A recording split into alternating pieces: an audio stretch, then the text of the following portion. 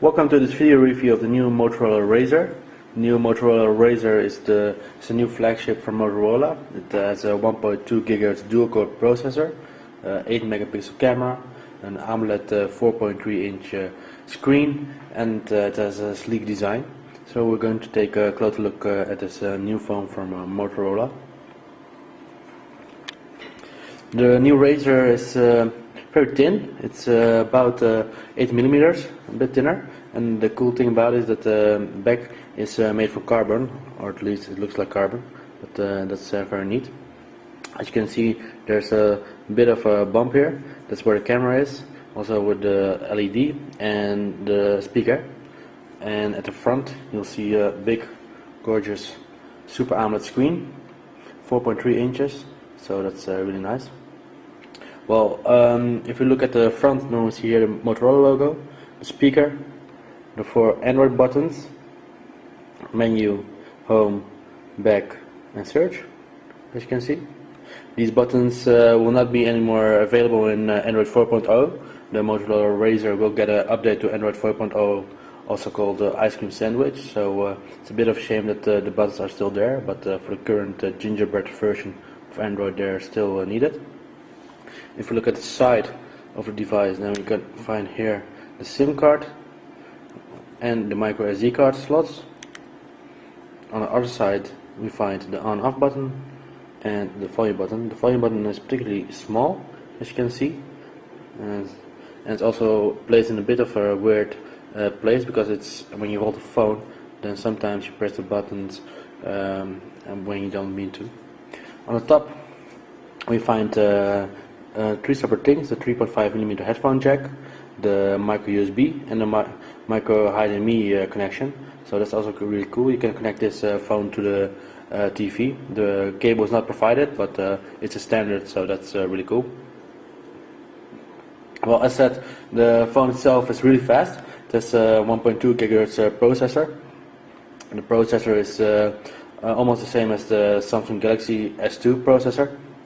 But this one is still a bit different from another manufacturer, but it makes the phone really fast and vivid. As you can see, all applications load really fast.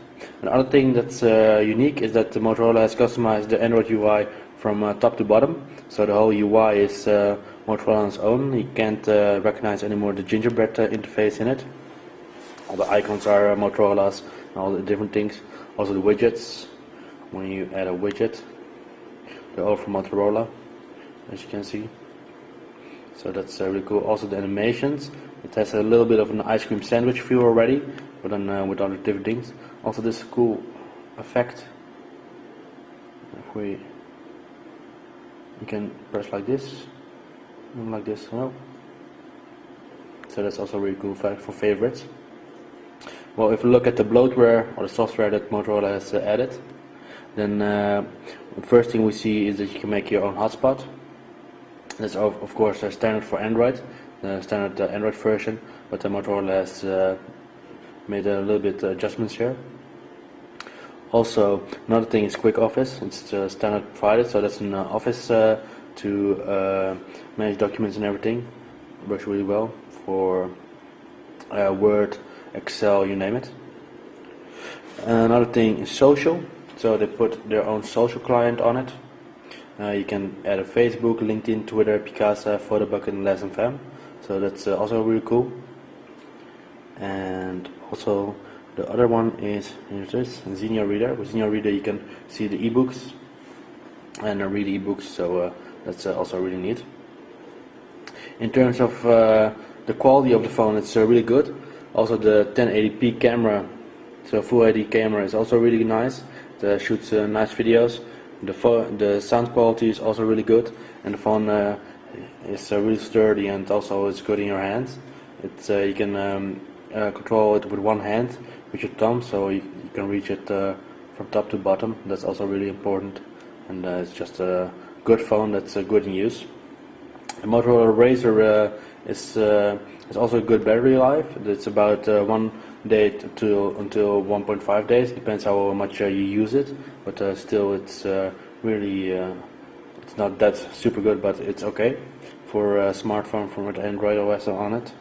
And last but not least, the screen is really gorgeous. It's a super AMOLED screen, so the same screen as in the Samsung Galaxy S2, but it's really nice.